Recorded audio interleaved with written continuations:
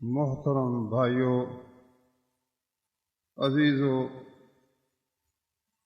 اور واجب الاحترام بہنوں اور بیٹیوں، ہمارے ملک میں انتخاب ہوا۔ انتخاب میں دشمن کو جس بات کی سب سے زیادہ خوشی ہوئی اور جس کا انہوں نے برملا اظہار کیا، خصوصاً ہندوستان میں، وہ دو باتیں تھیں۔ ایک بات یہ کہ انتخاب میں حصہ لینے والی جتنی جماعتیں ہیں، کسی نے اسلام کو اپنا ہدف قرار نہیں دیا۔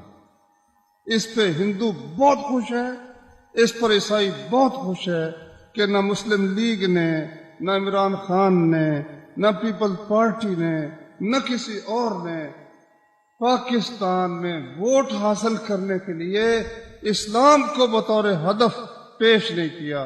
اس سے پہلے جب انتخاب ہوتے تھے تو کئی لوگ یہ بھی کہتے تھے ہم اسلامی نظام قائم کریں گے، حتیٰ کہ جو بے دین تھے نا، وہ بھی کہتے تھے، ایک معجون مرکب بناتے تھے کہ ہمارا دین اسلام ہے، ہماری معیشت سوشلزم ہے اور ہمارا نظام حکومت جو ہے وہ جمہوریت ہے۔ ایک مرکب بنا کر کچھ اس میں اسلام کا حصہ، کچھ اس میں کفر کا حصہ ملا کر سوشلزم، جمہوریت اور اسلام کو ملا کر مرکب کے طور پر پیش کرتے تھے۔ اب اس انتخاب میں دشمن اس بات پر خوش ہے ہندوستان میں، وہ سلمان خورشید، دیکھو اللہ کی شان، غنی روزے سیاہ ہے پیر کنارہ تماشا کن کہ نور دیداش روشن کند چشم زلیخارا۔ غنی ایک فارسی شعر گزرا ہے، کہتا ہے اے غنی، کنعان کے اس بوڑھے کی بدقسمتی کو دیکھ۔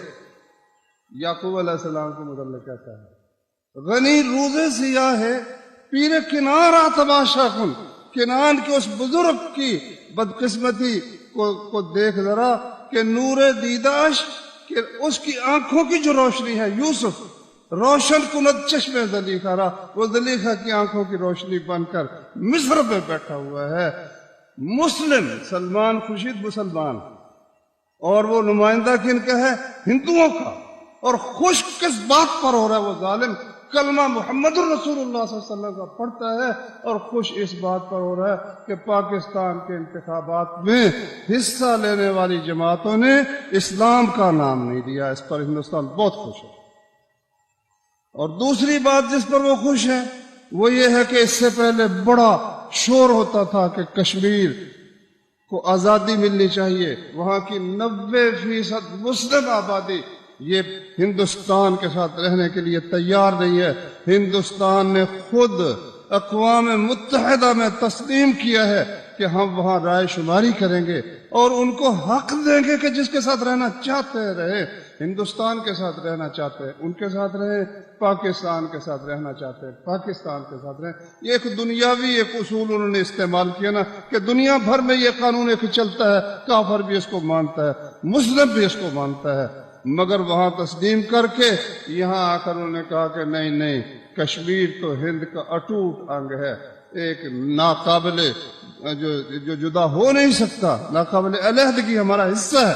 صاحب وہ کہتے اور کسی بات پر بات کر لو، تجارت پہ بات کرو، بے شک اچھے تعلقات پر بات کرو، تو آمد و رفت پر بات کرو، ویزے کی آسانی پر بات کرو، لیکن یہ باعث کہ اس ورق کو پھاڑ دو کہ کشمیر جو ہے وہ تمہیں ملے گا یا کشمیر کو آزادی ملے گی، یہ چھوڑ دو۔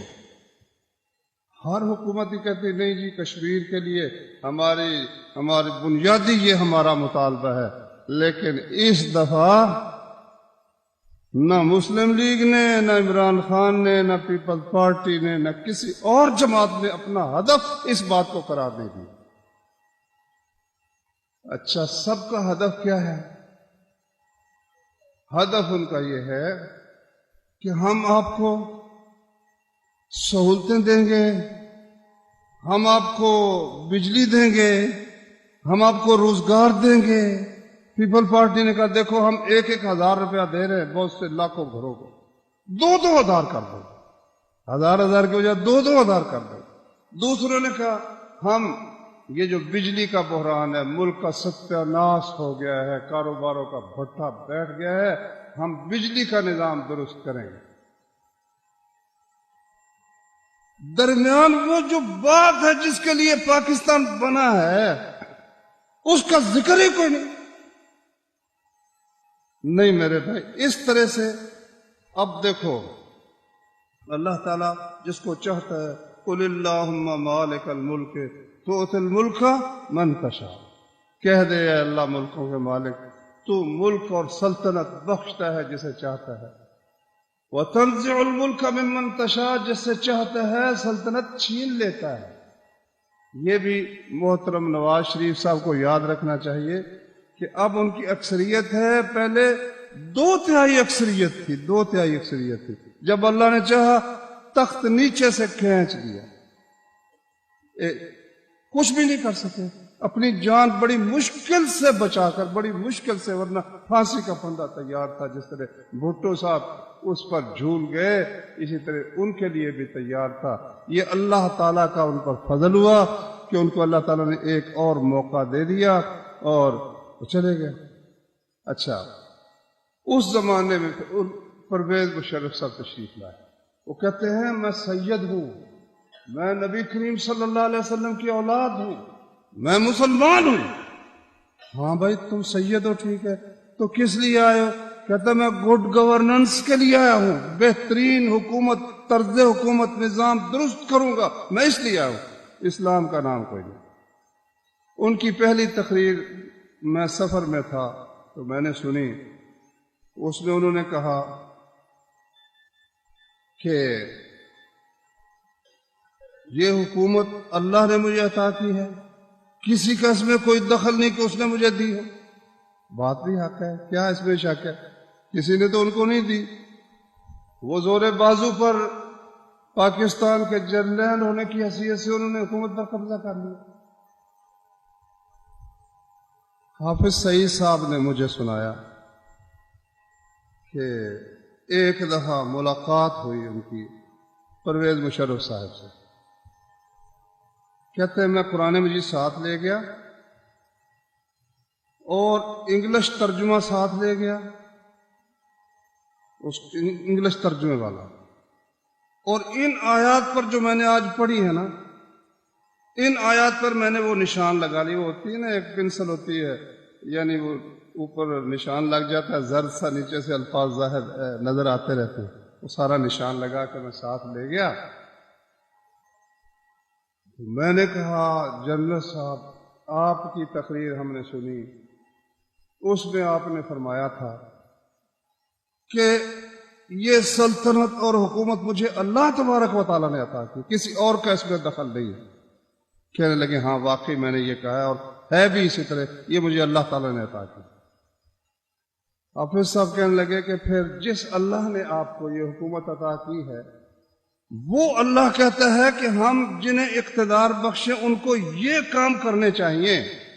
میں نے قرآن کھول کر ان کے ہاتھ میں پکڑا دیا کہ لو آپ پڑھو اور اس کا ترجمہ کرو۔ کہتے ہیں کہ وہ پکڑ لیا، انہوں نے پکڑ کر پڑھنا شروع کر دیا، پھر اس کا ترجمہ پڑھا، الذین ان مکناہم فی الارض، کہ وہ لوگ کہ اگر وَلَيَنْصُرَنَّ اللَّهُ مَنْ يَنْصُرُهُ، اللہ اس کی ضرور مدد کرے گا جو اس کی مدد کرے گا، ان اللہ لقوی عزیز، اللہ بہت قوت والا ہے، سب پر غالب ہے، اللہ مدد کرے نا پھر کوئی اس کے مقابلے میں ٹھہر سکتا نہیں۔ کن کی مدد کرے گا؟ الذین ان مکناہم فی الارض، وہ لوگ کہ اگر ہم انہیں زمین میں اقتدار بخشیں، اقام الصلاۃ، پہلا کام کیا کرتے ہیں کہ نماز پڑھتے نہیں۔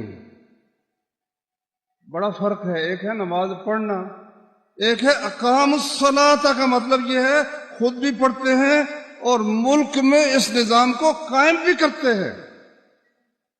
وَآتَوُا الزَّکَاةَ، اور زکوٰۃ ادا کرتے ہیں، زکوٰۃ کا نظام قائم کرتے ہیں۔ وَأَمَرُوا بِالْمَعْرُوفِ، تیسرا کام یہ ہے کہ نیکی کا حکم کرتے ہیں، وَنَہَوْا عَنِ الْمُنکر، اور برائی سے منع کرتے ہیں۔ وَلِلَّهِ عَاقِبَةُ الْأُمُورِ، اور اللہ ہی کے لیے سب کاموں کا انجام۔ کئی لوگ ملتے ہیں، وہ جا کر کوئی پلاٹ، کوئی لائسنس، کوئی کارخانہ، افسر کہتے ہیں ملاقات طے ہوئی تو میں یہ طے کر کے گیا، میں نے جا کر ان کو دیا۔ جب وہ پڑھنے لگا کہتے ہیں یقین جانو جنرل کے ہاتھ کانپ رہے تھے، ہاتھ کانپ رہے۔ اللہ کا جلال اس قدر ہے، اللہ کے کلام کا جلال اس قدر ہے، کہتا ہے اس کے ہاتھ کانپ رہے تھے۔ اب علم تو اس کو ہو گیا نا کہ اللہ کہتا کیا ہے۔ اللہ کہتا ہے کہ اگر ہم حکومت بخشیں تو جنہیں ہم اقتدار بخشیں ان کی ہم مدد کریں گے، ہم ان کی مدد کریں گے کہ وہ جب اقتدار بخشیں تو نماز قائم کریں اور زکوٰۃ ادا کریں اور نیکی کا حکم کریں اور برائی سے منع کریں۔ یہ ہیں 4 کام۔ اب ان کو پیغام تو پہنچا دیا، اب اگر عمل کرتے تو کچھ اور بات تھی، نہیں عمل کیا تو وہ بھی سب کے سامنے ہے۔ اللہ تبارک و تعالی پکڑتا ضرور ہے مگر اس کے نظام عجیب و غریب ہے، کسی کو کسی طرح نہ جا اس کے تحمل پر کہ بے ڈھب ہے گرفت اس کی، ڈر اس کی دیر گیری سے کہ ہے سخت انتقام اس کا۔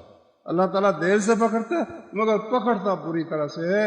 اس لیے انسان کو اگر کچھ وقت ملے تو اس وقت کو پیدا کرنے والے کے حکم کے مطابق گزارنا یہ مسلمان کا کام ہے۔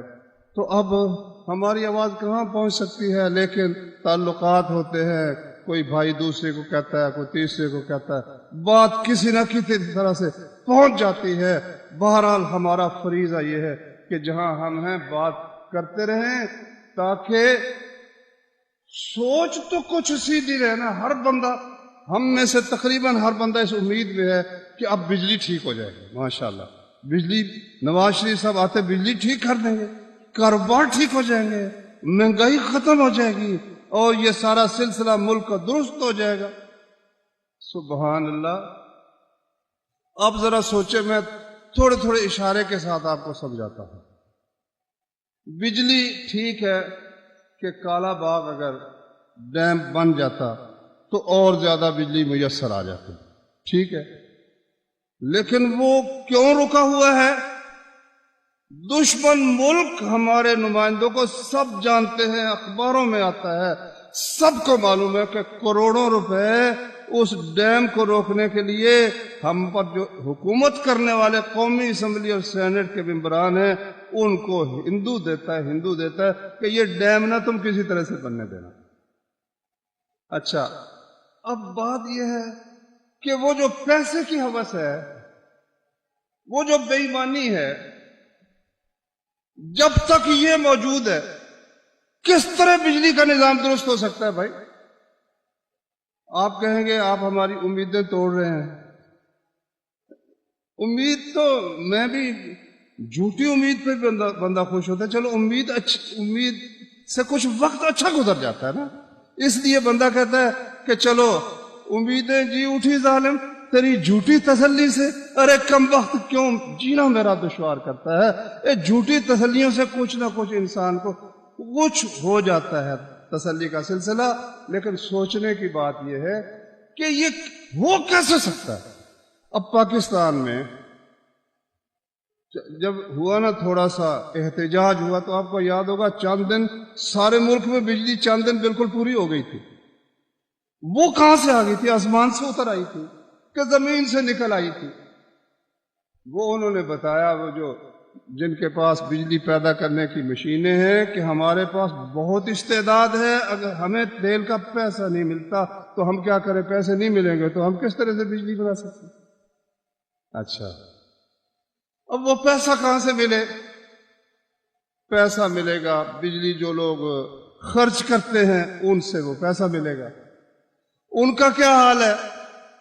ان کا حال یہ ہے کہ جس کا حکومت میں کچھ ہاتھ پڑتا ہے وہ بل دیتا ہی نہیں، وہ حرام استعمال کر رہا ہے، ایک چیز اس کے لیے حلال نہیں ہے، جائز نہیں ہے۔ وہ جو صوبائی اسمبلی کا ممبر ہے، کوئی قومی اسمبلی کا ممبر ہے، کوئی سینٹ کا ہے، کسی علاقے کا چودھری ہے، سردار ہے، حتیٰ کہ بعض گاؤں میں اگر چلے جائیں نا وہ بجلی والے تو ان کو مار کر بھگا دیتے، وہ بھی کہتے ہیں ہمیں کیا ضرورت ہے، وہ پیسے کھینچو اور ان کے سیدھی کنڈیاں لگا دو اب وہ جو جتنا وہ سب ہے بوجھ وہ مجھ پر اور آپ پر ڈال دیا جاتا ہے، مجھ پر اور آپ پر ڈال دیا جاتا ہے۔ اب لطف کی بات یہ ہے کہ بجلی کوئی نہیں، 2 گھنٹے آگے 4 گھنٹے آگے، بل پہلے سے بھی زیادہ آ رہے ہیں، بل پہلے سے بھی زیادہ آ رہے ہیں۔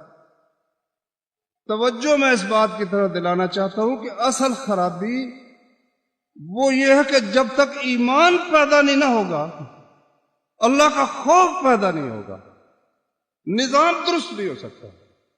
جب تک اللہ کا خوف پیدا نہ ہو اس وقت تک نظام کسی صورت میں درست نہیں ہو سکتا۔ اس بات کی طرف کوئی توجہ نہیں کرتا۔ اللہ تعالیٰ پہلی بات یہ کہتا ہے الذین ان مکناہم فی الارض اقاموا الصلاۃ،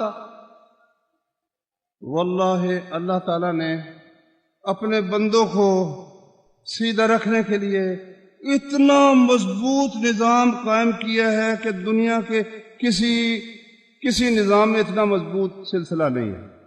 5 ٹائم، صبح کے وقت، ظہر کے وقت، عصر کے وقت، مغرب کے وقت، عشاء کے وقت، آپ نے ہر کام چھوڑ کر بے شک آپ کارخانے میں ہیں، بے شک آپ دکان پہ بیٹھے ہیں، بے شک آپ کسی جگہ پر ہیں، کام چھوڑ کے آپ نے کہاں آ جانا ہے؟ اللہ کے حضور میں پیش ہو جانا ہے، اپنی بندگی کا اظہار کرنا ہے۔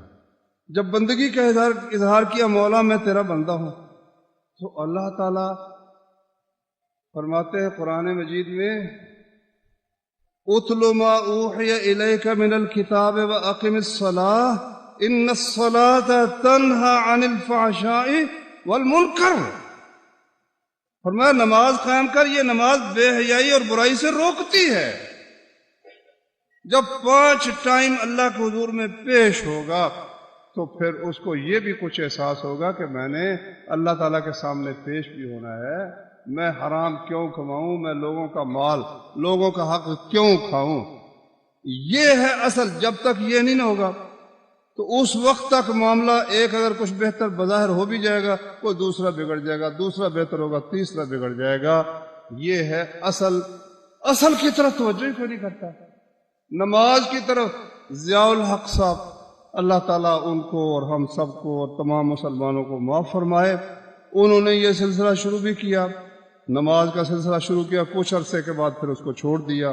اگر جاری رہتا، دیکھو نبی کریم صلی اللہ علیہ وسلم کے زمانے میں اللہ تعالیٰ نے فرمایا کہ ان المنافقین یخادعون اللہ، منافق لوگ اللہ کو دھوکہ دیتے ہیں، وہو خادعهم، حالانکہ دھوکہ ان کو ہو رہا ہے۔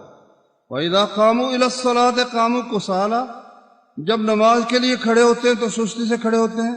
یراؤون الناس، لوگوں کو دکھاوا کرتے ہیں۔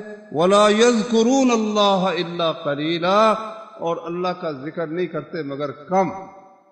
اس سے کیا سمجھ آتی ہے کہ وہ لوگ جو دل سے حضرت محمد صلی اللہ علیہ وسلم کو اللہ کا سچا نبی نہیں سمجھتے تھے، مجبوراً مسلمان ہو گئے تھے مسلمانوں کی قوت کی وجہ سے، وہ بھی ان کو مسجد میں آ کر نماز پڑھنی پڑتی تھی۔ کیوں نماز آ کر پڑھتے تھے؟ اگر گھر میں پڑھنے کی اجازت ہوتی ہے تو کیا ضرورت تھی کہ مسجد میں آئیں؟ اور کھڑے ہیں تو سستی سے کھڑے ہیں، لوگوں کو دکھاوا کر رہے۔ دکھاوے کی ضرورت کیا ہے؟ مسجد میں آنے والا بھی متقی اور مسلمان، اور جو نہیں آتا مسجد میں پڑھتا ہی نہیں، وہ اس سے بھی مضبوط مسلمان۔ پھر کیا ضرورت ہے کسی کو مسجد میں آنے کی؟ میں کئی دفعہ اس سے پہلے بھی بات میں نے کی ہے کہ نبی کریم صلی اللہ علیہ وسلم کے زمانے میں حضرت ابو بکر، حضرت عمر، حضرت عثمان، حضرت علی، خلفائے راشدین کے زمانے میں اور بنو امیہ کے زمانے میں کوئی بندہ دکھا دو، آپ کو مل جائے گا بھی کسی نے زنا کیا، مل جائے گا۔ نبی صلی اللہ علیہ وسلم کے زمانے میں ملتا ہے، لیکن اسے مسلمان سمجھا گیا، سزا دے دی گئی۔ چوری کرنے والے بھی مل جائیں گے، انہوں نے چوری کی، ان کو ان کے جرم کی سزا دے دی گئی، مگر مسلمان سمجھا گیا۔ حتیٰ کہ جس نے زنا کیا اس کو رجم کیا گیا، رجم کے بعد ان کا جنازہ رسول اللہ صلی اللہ علیہ وسلم نے پڑھا۔ ایک شخص نے کچھ ایسی بات کی نا، جب بکواس کی کوئی ایسی، تو رسول اللہ صلی اللہ علیہ وسلم نے فرمایا اس نے ایسی توبہ کی ہے کہ پورے مدینے والوں پر اگر تقسیم کر دی جائے نا سب کو کافی ہے، سب بخشے جائے۔ دیکھو کمال ہے، ماعز اسلمی کو رجم ہوا تو دوسرے دن ایک خاتون آ گئی، کہتی یا رسول اللہ مجھے پاک کیجیے۔ میں کیا بات ہے؟ کہتی ہے میں نے یہ گناہ کیا ہے۔ نبی صلی اللہ علیہ وسلم نے منہ پھیر لیا، کہتی ہے میں حاملہ ہوں، زنا سے حاملہ ہوں۔ کوئی اس کے پیچھے کوئی پولیس گئی تھی، اس کے اوپر کیمرے لگے ہوئے تھے، وہ کون سی چیز تھی جس نے اسے مجبور کیا کہ جا کر رسول اللہ صلی اللہ علیہ وسلم کے پاس اقرار کرے؟ کہتی مجھے پاک کرو، میں ناپاک ہو گئی، گناہ کیا میں ناپاک ہو گئی، مجھے پاک کرو۔ رسول اللہ صلی اللہ علیہ وسلم نے فرمایا اچھا دیکھو بچہ ہونے والا اس حالت میں بچے کا کیا قصور ہے، بچہ پیدا ہوگا تو پھر دیکھیں۔ چلی گئی، نہ آتی، کسی نے جانا نہیں تھا، رسول اللہ صلی اللہ علیہ وسلم نے پیچھے کوئی بندے نہیں لگائے ہوئے تھے، بچہ پیدا ہوا وہ پھر حاضر ہو گئی، یا رسول اللہ اب یہ بچہ پیدا ہو گیا، اب مجھے پاک کرو۔ فرمایا کہ پھر بچے کا کیا بنے گا؟ بچے کو دودھ پلاؤ نا تم، اس کو بڑا جب ہو جائے گا پھر دیکھیں گے۔ اچھا اب اس نے دودھ پلایا اور جب کھانے کے قابل وہ ہاتھ میں روٹی کا ٹکڑا پکڑا کر نبی کے پاس لے آئی، کہتے یا رسول اللہ اب ٹکڑا کھا سکتا ہے، اب مجھے پاک کرو۔ رسول اللہ صلی اللہ علیہ وسلم نے فرمایا کہ ٹھیک ہے اس کو رجم کر دو۔ یہ کون سی چیز تھی جو مجرم کو خود لا رہی ہے، گناہ گار کو خود؟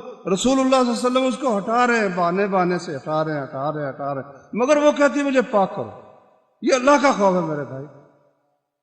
یہ بات خیر درمیان میں آگئی، کہنا میں یہ چاہتا تھا کہ ہر گناہ کی کوئی نہ کوئی مثال آپ کو رسول اللہ صلی اللہ علیہ وسلم کے زمانے میں تقریباً مل جائے گی، لیکن ایک مثال، ایک شخص ایسا کوئی رسول اللہ صلی اللہ علیہ وسلم کے زمانے میں یا ابو بکر و عمر و عثمان و علی کے زمانہ میں جو نماز نہ پڑھے اور اس کو مسلم قرار دیا گیا، آپ کو مثال نہیں ملے گی۔ حتیٰ کہ جب رسول اللہ صلی اللہ علیہ وسلم فوت ہوئے، حضرت ابو بکر صدیق رضی اللہ عنہ خلیفہ بنے، تو کچھ خاندانوں نے، کچھ قبیلوں نے زکوٰۃ دینے سے انکار کر دیا، کہتے ہیں ٹھیک ہے کلمہ بھی پڑھیں گے، نماز بھی پڑھیں گے، سب کچھ کریں گے، زکوٰۃ نہیں دیں گے۔ ابو بکر صدیق رضی اللہ تعالی عنہ نے کہا میں تو جنگ کروں گا، میں جنگ کروں گا۔ عمر فاروق رضی اللہ عنہ آئے، کہنے لگے جی آپ کیسے جنگ کریں گے؟ رسول اللہ صلی اللہ علیہ وسلم نے تو فرمایا ہے کہ مجھے حکم دیا گیا ہے کہ میں لوگوں کو شہادت کا کلمے کی تلقین کروں، جب کلمہ پڑھ لیا تو آپ ان کو کس طرح سے؟ ابو بکر رضی اللہ عنہ نے فرمایا لَأُقَاتِلَنَّ مَنْ فَرَّقَ بَيْنَ الصَّلَاةِ وَالزَّكَاةِ، کہ نماز نہ پڑھنے پر جنگ پر تم متفق ہو کہ جو نماز نہ پڑھے اس سے جنگ کی جائے، تو زکوٰۃ کے متعلق تم کہتے ہو جنگ نہیں ہو سکتی، حالانکہ یہ دونوں انہا لقرینتها فی الکتاب، قرآن میں جہاں صلاۃ کا ذکر ہے ساتھ ہی زکوٰۃ کا ذکر ہے۔ اچھا ابو بکر اٹھ کے چل پڑے، کہتے اللہ کی قسم میری یہ گردن کٹ جائے گی، حتیٰ کہ میں جو زکوٰۃ نہیں دیتے ان سے ہر حال میں جنگ کروں گا۔ پھر اب حضرت عمر کا سینہ بھی اللہ تعالیٰ نے کھول دیا، مسلمان کہنے لگے نہیں خلیفۃ المسلمین ہم آپ کے ساتھ ہیں، پھر ان سے زکوٰۃ دلوا کے چھوڑی ابو بکر صدیق رضی اللہ عنہ نے۔ یہاں ایک حدیث کی طرف میں آپ کو توجہ دلاتا ہوں، وہ حدیث صحیح بخاری میں، مسلم، ابو داؤد، ترمذی، تقریباً حدیث کی ہر کتاب میں اور قرآن مجید میں بھی وہ بات ہے۔ پہلے وہ قرآن مجید سے ہم دیکھ لیتے ہیں۔ اللہ تعالیٰ نے فرمایا وَإِنْ أَحَدٌ قَاتِلُوا الْمُشْرِكِينَ قَاتِلُوا الَّذِينَ لَا يُؤْمِنُونَ بِالْكِتَابِ، کہ قتال کرو ان اہل کتاب سے جو اللہ اور یوم آخرت پر ایمان نہیں رکھتے، دین حق قبول نہیں کرتے، حتیٰ یعطوا الجزیۃ عن ید، جب تک ہاتھ سے جزیہ نہ دیں اور وہ ذلیل بتحت نہ ہو جائے۔ اچھا ان کے اب توبہ کی کوئی صورت کہ ان کو نہ جنگ کی جائے؟ فرمایا فَإِن تَابُوا وَأَقَامُوا الصَّلَاةَ وَآتَوُا الزَّكَاةَ فخلوا سبیلا۔ اب اگر یہ توبہ کریں، کلمہ پڑھیں، نماز پڑھیں، زکوٰۃ ادا کریں تو ان کو چھوڑ دو، کچھ نہ کہو۔ دونوں چیزیں آ گئی نا۔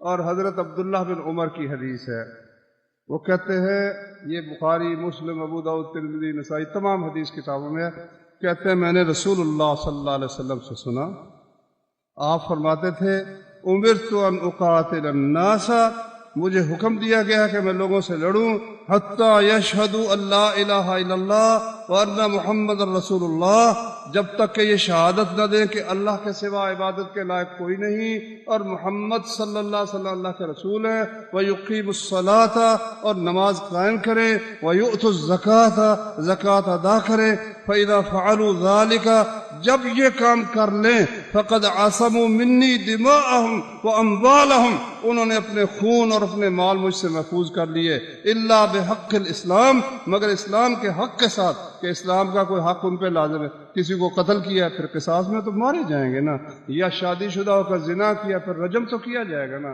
یا کسی کا ہاتھ کاٹ دیا تو پھر ہاتھ تو کاٹا جائے گا نا، الا بحق الاسلام۔ ان کے خون بھی محفوظ ہیں جو نماز پڑھتے ہیں، کلمہ پڑھتے ہیں، زکوٰۃ دیتے ہیں، ان کے خون محفوظ ہیں، ان کے مال محفوظ ہیں، مگر اسلام کے حق کے ساتھ۔ وَحِسَابُهُمْ عَلَى اللَّهِ، ان کا حساب اللہ کے ذمہ ہے۔ کوئی شخص کہ نماز بڑا پڑھتا ہے، داڑھی بڑی لمبی، اندر سے بے ایمان ہے، ہم اس کے ذمہ دار نہیں، اندر سے بے ایمان ہے کہ ایماندار ہے، یہ اللہ کا کام ہے۔ جب وہ نماز پڑھتا ہے، کلمہ پڑھتا ہے اور زکوٰۃ دیتا ہے، اس کی جان محفوظ ہے، اس کا مال محفوظ ہے، وہ مسلم ہے۔ فَإِخْوَانُكُمْ فِي الدِّينِ، قرآن میں فرمایا تمہارا دینی مسلم بھائی ان کاموں کے ساتھ ہوتا ہے۔ اس پر حافظ ابن حجر رحمۃ اللہ علیہ نے ایک بڑی مزیدار بات لکھی فتح الباری میں، وہ یہ ہے کہ حضرت ابوبکر صدیق نے بھی کام یہی کیا کہ جنہوں نے زکوٰۃ نہیں کی ان سے جنگ کی، مگر جب حضرت عمر نے اعتراض کیا تو ان کے اعتراض کا جواب یہ دیا کہ قرآن میں جہاں نماز کا ذکر ہے ساتھ زکوٰۃ کا بھی ذکر ہے، یہ جواب دیا۔ یہ حدیث پیش نہیں کی جو عبداللہ بن عمر کہہ رہے ہیں، یہ حدیث جو عبداللہ بن عمر نے کہی کہ رسول اللہ صلی اللہ علیہ وسلم نے فرمایا مجھے حکم دیا گیا ہے کہ دنیا کے تمام لوگوں سے میں جنگ جاری رکھوں جب تک کلمہ نہ پڑھیں اور نماز قائم نہ کریں اور زکوٰۃ ادا نہ کریں۔ تین کام کر لیں گے تو ان کی جان بھی محفوظ، مال بھی محفوظ۔ یہ حدیث نہ ابو بکر رضی اللہ عنہ نے پیش کی، نہ حضرت عمر کو معلوم تھی، بیٹے کو معلوم ہے، عبداللہ بن عمر کو معلوم ہے۔ اس پر وہ کہتے ہیں کہ اس سے معلوم ہے بعض اوقات ایک بات نبی صلی اللہ علیہ وسلم کی بڑے صحابی کو معلوم نہیں ہوتی، چھوٹا سن لیتا اس کو معلوم ہوتی ہے۔ اب کوئی شخص ایک حدیث بیان کرے اور امام کا قول اس کے خلاف ہو، وہ کہ جی امام صاحب کو پتہ نہیں تھا، تو بھائی ابو بکر کو جب علم نہیں ہو سکتا ایک بات کا، عمر کو نہیں معلوم ہو سکتا، بیٹے کو معلوم ہو سکتا ہے، تو پھر اور کون ہے اس قسم کا کہ اس سے کسی بات سے وہ بے خبر رہ سکے۔ اس لیے جب اللہ کے نبی صلی اللہ علیہ وسلم کی کوئی حدیث آ جائے، خواہ چھوٹے صحابی سے آئے یا بڑے صحابی سے آئے، یہ نہیں کہہ سکتے بھئی اس کو پتہ چل گیا تھا ابو بکر کو پتہ نہیں چلا، ایسا نہیں ہو سکتا۔ اچھا، بخاری میں اس سلسلے میں ایک اور بڑی مزیدار حدیث ہے۔ رسول کریم صلی اللہ علیہ وآلہ وسلم ایک دن بیٹھے تھے، عبداللہ بن عمر بیان کرتے ہیں، تو آپ کے پاس لایا گیا جمار۔ جمار ہم اور آپ نہیں سمجھ سکتے، وہ حدیث کی کتابوں شروع میں لکھا ہے کہ جب کھجور کی نکلتی ہے نا شاخیں، تو پہلے وہاں ایک گودا سا ہوتا ہے، اس کو جمار کہتے ہیں۔ وہ پہلے اگر نکال کر کھا لیں تو وہ بھی مزیدار ہوتا ہے، لیکن پھر آگے کھجوریں نہیں بنتی، اس کو جمار کہتے ہیں۔ مزیدار ہوتا ہے، وہ بھی کھانے کے قابل ہوتا ہے، نرم ہوتا ہے، گودا ہوتا ہے، لذیذ ہوتا ہے۔ وہ لایا گیا رسول اللہ صلی اللہ علیہ وسلم کے سامنے۔ اچھا، نبی کریم صلی اللہ علیہ وسلم نے فرمایا کہ بھئی ایک تم سے سوال ہے، ایک درخت ہے، اس کا پتہ نہیں گرتا، اور وہ ہمیشہ وہ مسلمان کی وہ مثال ہے، مسلمان کی مثال ہے، اور وہ ہر وقت وہ فائدہ پہنچانے والا درخت ہے اور اس کا پتہ نہیں گرتا۔ بتاؤ وہ کون سا درخت ہے؟ فَوَقَعَ النَّاسُ فِي شَجَرِ الْبَوَادِ، لوگ نا کوئی کہنے لگا فلانا درخت، جنگل کے درخت کو کسی کا نام، کوئی کسی کا نام، کوئی کسی کا نام۔ عبداللہ بن عمر کہتے میرے دل میں خیال آیا کہ یہ بات کھجور کی ہے، یہ کھجور کا درخت ہے، لیکن اب میں نے دیکھا والد ماجد بھی بیٹھے ہوئے، وہ بھی نہیں بول رہے، ابو بکر بیٹھے وہ بھی نہیں بول رہے، میں بھی چپ ہو گیا۔ آخر رسول اللہ صلی اللہ علیہ وسلم سے انہوں نے پوچھا، آپ نے فرمایا وہ کھجور کا درخت ہے۔ بعد میں نے اپنے والد صاحب سے کہا، ابا میرے دل میں یہ بات آ گئی تھی۔ کہتے بیٹا تو اگر بیان کر دیتا تو ساری دنیا مجھے مل جاتی تو اتنی خوشی نہ ہوتی جتنا تمہارا یہ بات کہہ دینے سے خوشی ہوتی۔ اچھا اب دیکھو، بڑوں کے ذہن میں ایک بات نہیں آئی، بیٹے کے ذہن میں بات آ گئی۔ یہ تو اللہ تبارک و تعالیٰ جس سے چاہتا ہوتا ہے۔ اس لیے اب جو کہتے ہیں نا صرف 4 بزرگ تھے دین کی سمجھ انہی کو آئی، اس کے بعد اسلام بانج ہو گیا۔ غلط بات ہے، اسلام بانج نہیں ہوا، قیامت تک بانج نہیں ہوگا۔ اور اسلام قرآن کو سوچنے والے سمجھنے والے، حدیث کو سوچنے والے سمجھنے والے ہمیشہ باقی رہے گے انشاءاللہ۔ اچھا خیر، بات میں یہ کر رہا تھا کہ اس بات کی طرف توجہ کچھ کرنی چاہیے، بجائے اس کے اس سے پہلے کافر بڑا ہی شیطان ہے، وہ میدان جنگ میں مسلمان کے سامنے نہیں ٹھہر سکا۔ اس لیے اب اس نے کہا بھئی جب تک ان کو وہ اپنی تعلیم نہ دیں گے بے حیائی بے غیرتی کی، اس وقت تک یہ قابو نہیں آ سکتے۔ شہباز شریف صاحب نے ایک انگریز کو لا کر بٹھا دیا، انہوں نے اربوں روپے دیے کافروں نے، کس لیے کہ سکول چلاؤ، دانش سکول چلاؤ، فلانے سکول چلاؤ، پورے صوبے میں تعلیم جو ہے کفر کی دو اور انگریزی کے ساتھ تعلیم دو۔ یہ سلسلہ اللہ تو کہتا ہے کہ جب ان کو اقتدار دے وہ نماز قائم کریں، زکوٰۃ ادا کریں، نیکی کا حکم دیں، برائی سے منع کریں۔ اب نیکی کے حکم میں سب سے پہلا نیکی کا حکم یہ کہ شرک ختم کیا جائے، شرک کے اڈے ختم کیے جائیں اور لوگوں کو توحید کی تعلیم دی جائے۔ اس کے بعد پھر نیکی کا حکم نماز ہے اور برائی سے منع کیا ہے؟ سب سے پہلے انسان کی جان سب سے عزیز ہے۔ کس طرح سے؟ کراچی میں دیکھ لو، اس طرح ہے جس طرح کیڑے مکوڑے مسنے جا رہے ہیں، کسی کو پرواہ نہیں ہے۔ فکر کس بات کی؟ بجلی ہونی چاہیے یارو، بجلی نہ ہو اندھیرا ہو ملک کے اندر۔ میں خود پڑھتا رہا ہوں، لالٹین کے اوپر ہم پڑھتے تھے، بجلی بھی نہیں ہوتی تھی، کوئی تکلیف اللہ کی قسم سوچا بھی نہیں تھا بجلی نہیں ہے تو کوئی تکلیف ہے، کوئی تکلیف کو پریشانی نہیں تھی۔ لالٹین میں ہم پڑھتے تھے اور رات بھی پڑھتے رہتے تھے، امتحان کی تیاری بھی سب کچھ ہوتا تھا، بجلی بھی نہیں تھی۔ کچھ بھی نہ ہو، امن ہو، مسلم کی جان کی کوئی قدر و قیمت ہو، اب مسلمان کی جان کی کوئی قدر و قیمت ہی نہیں۔ اور اس طریقے سے اللہ ان برسر اقتدار لوگوں کو بھی اللہ تعالیٰ عذاب چکھا رہا ہے۔ وہ گیلانی کا بیٹا اٹھا کے لے گئے، جس کو چاہتے اٹھا کے لے جاتے ہیں۔ قصاص قائم ہو جائے نا، جو پکڑا جائے اس کی گردن اتار دی جائے اور سب کے سامنے ملک بھر میں اس کا میڈیا کے ذریعے سے اس کو پھیلایا جائے۔ کون ہے پھر جرأت کرے گا؟ ہر ایک کو پتا ہوگا، اللہ نے فرمایا وَلَكُمْ فِي الْقِصَاصِ حَيَاتٌ، اور مسلمانوں قصاص میں تمہاری زندگی ہے۔ اور زرداری صاحب کیا کیا نحوستیں ہم پر آئی، اس ظالم نے جب سے حکمران بنا ایک سے بھی قصاص نہیں دیا۔ ایک فوجی کا ہوا ہے سلسلہ، ایک سے بھی قصاص نہیں دیا، پھر نتیجہ اس کا یہی ہے کہ جو اٹھتا ہے کسی کو قتل کر دیتا ہے۔ اللہ کہتا ہے جب ہم ان کو اقتدار بخشیں، نماز قائم کریں، زکوٰۃ ادا کریں، نیکی کا حکم دیں، برائی سے منع کریں۔ برائی سب سے پہلی برائی یہ ہے کہ انسان کی جان کی قدر و قیمت نہ ہو۔ تو کوئی اگر کسی کا عذر وَكَتَبْنَا عَلَيْهِمْ فِيهَا أَنَّ النَّفْسَ بِالنَّفْسِ، تورات میں لکھا ہوا تھا۔ دیکھو ان عیسائیوں نے اپنے دین کو خیر بات کہا۔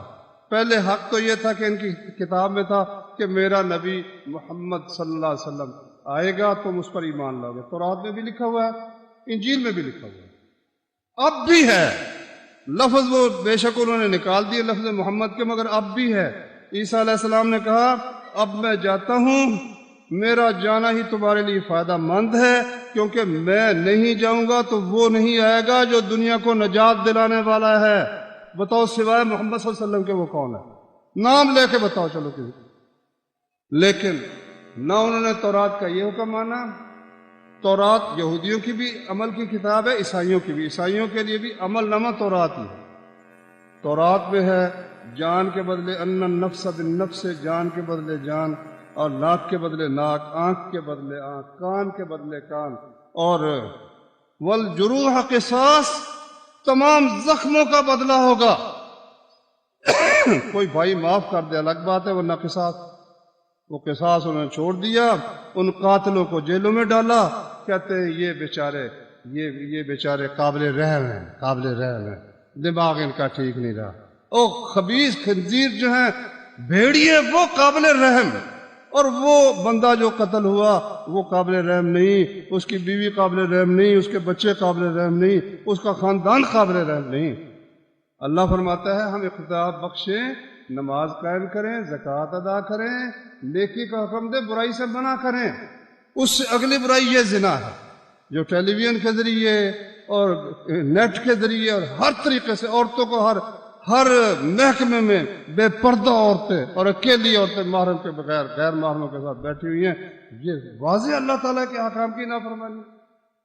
تو اللہ تبارک و تعالیٰ کے حکم کے مطابق کم از کم ہمیں ایسی غلط توقع نہیں رکھنی چاہیے کہ جب تک یہ کام نہیں ہوگا جو اللہ نے فرمایا اس وقت تک مسلمانوں کی حالت سدھر سکتی ہے. ہو نہیں سکتا، اللہ کی بات کبھی غلط ہو نہیں سکتی. ہاں، دھوکہ دینے والے پہلے بھی کئی آئے اور اب بھی آ رہے ہیں اور آتے رہیں گے. مسلمان جب تک دھوکہ کھاتے رہیں گے اس وقت یہی حال رہے گا. اللہ تعالیٰ سمجھنے کی، عمل کرنے کی توفیق عطا فرمائے.